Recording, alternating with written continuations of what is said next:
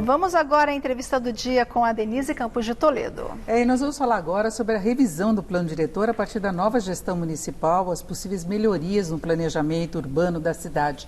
Eu converso com Nabil Bonduque, arquiteto, urbanista, relator do atual plano diretor e professor da FAU-USP. Nabil Bonduque, boa noite. Boa noite, Denise. Tudo bem?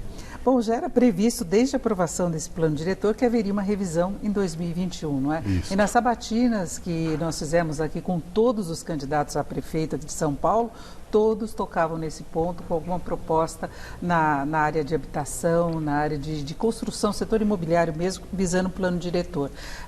Bruno Covas não deixou muito claro o que ele pretende apresentar como proposta, mas havia assim, questionamento quanto a restrições de ocupação dos prédios mais antigos do centro da cidade para moradia, inclusive moradia popular, e a questão do custo de se construir imóveis mais elevados, aí, que permitiriam adensamento em regiões hoje que são mais caras, mais valorizadas, mas que têm mais acesso a transportes. Como é que você veria essa mudança hoje? Na sua avaliação, o que deveria mudar? Veja, os objetivos do plano diretor não precisam ser mudados, porque os objetivos do plano diretor buscam, por exemplo, estimular a habitação nas áreas consolidadas, com boa infraestrutura, né, busca levar emprego para a periferia, busca mudar o modelo de transporte coletivo, aliás, de mobilidade na cidade, estimulando o transporte coletivo, a mobilidade ativa, né, busca preservar as áreas protegidas, criar parques. Então, os objetivos eu acho que não precisam ser mudados. Aliás, uma revisão não é um novo plano, é uma revisão do plano anterior. Então, os objetivos eu acho que estão muito claros, e, aliás, quase todos concordam com esses objetivos. Raras pessoas discordam. O que nós precisamos, eventualmente, é acertar, fazer uma avaliação dos instrumentos e ver por que alguns desses objetivos não são cumpridos. Né? Por exemplo, você tem razão, os candidatos têm razão, quando dizem da dificuldade de construir em edifícios antigos, fazer o retrofit. Né? Porque, por exemplo, existem restrições na acessibilidade, existem restrições na área de patrimônio, então tem algumas restrições que podem eventualmente serem reduzidas, flexibilizadas para poder estimular o retrofit de prédios antigos para habitação e outros usos. Tem exigências, inclusive, de segurança, questão de incêndio, saída de emergência, que não dá para fazer tudo naqueles prédios. Né? Então, precisa ter algumas soluções mais criativas para poder garantir a segurança, porque também nós não podemos abrir mão da segurança, tá certo? Né, nós tivemos tragédias enormes em São Paulo por falta de problemas, né, de segurança, de escape. Né? Então tem que se pensar em soluções criativas, mais flexíveis, para garantir a segurança e ao mesmo tempo permitir, né, a reabilitação desses edifícios. Em relação a outro aspecto, né, que é a questão, talvez, né, ele se referindo à outorga onerosa, que é o valor que é pago para poder construir mais do que uma vez a área do terreno. Edifícios, né, maiores. Né? Edifícios maiores, né, até o limite do zoneamento.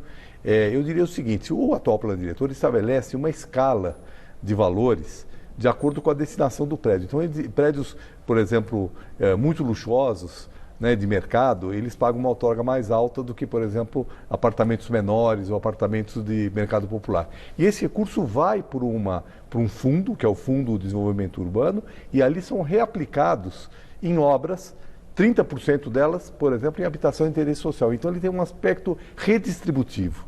E todos os candidatos, principalmente os dois que foram para o segundo turno, afirmam a necessidade de reduzir as desigualdades.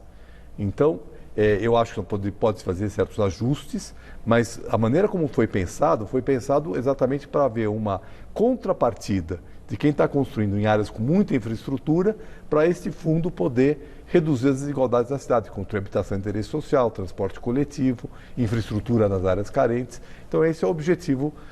E o mercado imobiliário em São Paulo está bastante ativo, aliás, no Brasil, né, nesse momento. Está em recuperação. Então, alguma coisa, o mercado alega muitas vezes que isso está, né, obstruindo o mercado, mas na verdade a gente vê que o mercado está indo bem. O que está faltando é produção de habitação de interesse social. E aí eu acho que o plano diretor precisa atuar mais fortemente para que efetivamente se construa habitação de interesse social onde é necessário. Mas tem limitações também do próprio zoneamento, porque o que a gente viu durante esse período de vigência do atual plano diretor, que aumentou muito a cidade para as periferias, inclusive em áreas de proteção mesmo, ocupações ilegais, isso está acontecendo. Então o plano diretor tem que contemplar alguma mudança que acabe desestimulando esse tipo de movimento da cidade. Pois é, mas o que está acontecendo na área de mananciais, bom, primeiro que tem ocupações ilegais, feitas inclusive pelo crime organizado, né, como já foi verificado, né, mas é principalmente de habitação de interesse social. Então nós precisamos ocupar os terrenos vazios, que existem muitos terrenos vazios ainda na cidade, subutilizados.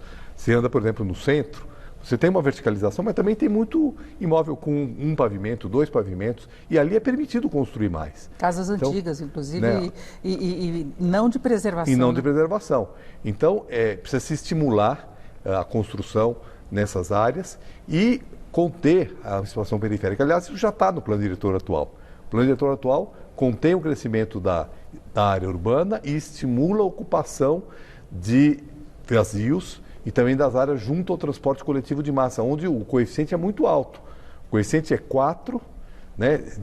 O que é o coeficiente? A relação entre a área de terreno e a construção.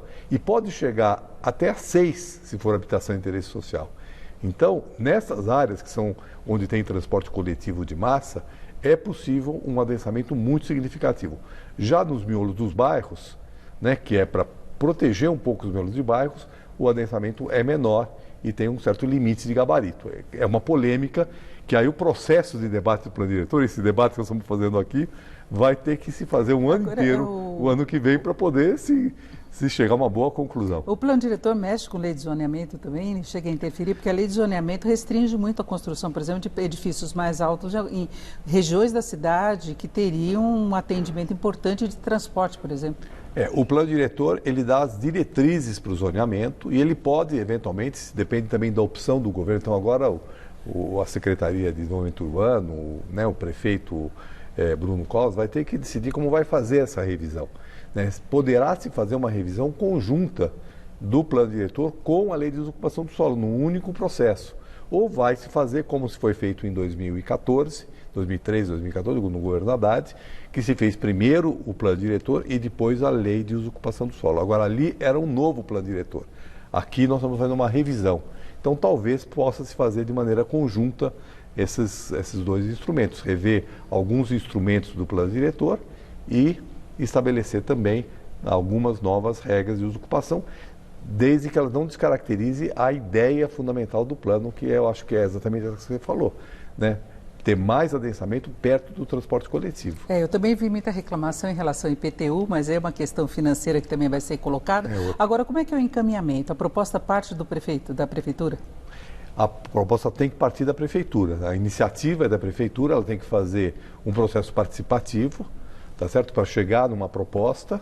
Depois que ela chegar numa proposta, essa proposta é encaminhada para a Câmara e aí a Câmara faz um novo processo participativo. No governo Haddad, né, o prefeito teve assim, a opção de enviar para a Câmara rapidamente o projeto. Então ele fez uma primeira versão, enviou para a Câmara e nós tivemos um processo de discussão de 9 meses na Câmara, né, que foi, acho, muito produtivo, muita coisa nova. Mas teria que ser aprovado em 2021? Não precisa ser aprovado, precisa ser enviado em tese em 2021, quer dizer, está previsto dessa maneira. Mas isso pode, eventualmente, como já teve em outras oportunidades, o prefeito pedir mais alguns meses. Mas, a princípio, ele tem que ser encaminhado em 2021, provavelmente ser votado em 2022. Isso é o mais provável. Agora, só para terminar, eu acho que era muito importante nessa revisão, o plano diretor estabelecer metas. Porque, normalmente, as metas são muito, os objetivos são muito genéricos. Então, estabelecer, por exemplo, quanto de habitação de interesse social, quanto, por exemplo, deve-se haver a mudança do modal de automóvel para o transporte coletivo, para a mobilidade ativa, que tamanho tem que ter, por exemplo, o uso de bicicleta na cidade, quantos parques vão ser efetivamente criados, porque os parques foram propostos pelo plano diretor, mas agora pode se estabelecer uma meta de até 2029, que é o horizonte final do plano diretor, quanto que essas coisas ganharem mais concretude, até para a população entender e poder fiscalizar e acompanhar. Porque o plano diretor às vezes parece uma coisa meio vaga, mas é isso. A habitação popular tem que ser produzida, parques têm que ser instalados, precisa melhorar o transporte coletivo, né? Em suma, é um grande desafio. Com certeza. Eu conversei com o Nabil Bonduque, que é arquiteto, urbanista, relator do atual plano diretor e professor da FAUSP. Muito obrigada, uma boa noite. Obrigado, eu que agradeço. Estamos sempre à disposição. Com vocês.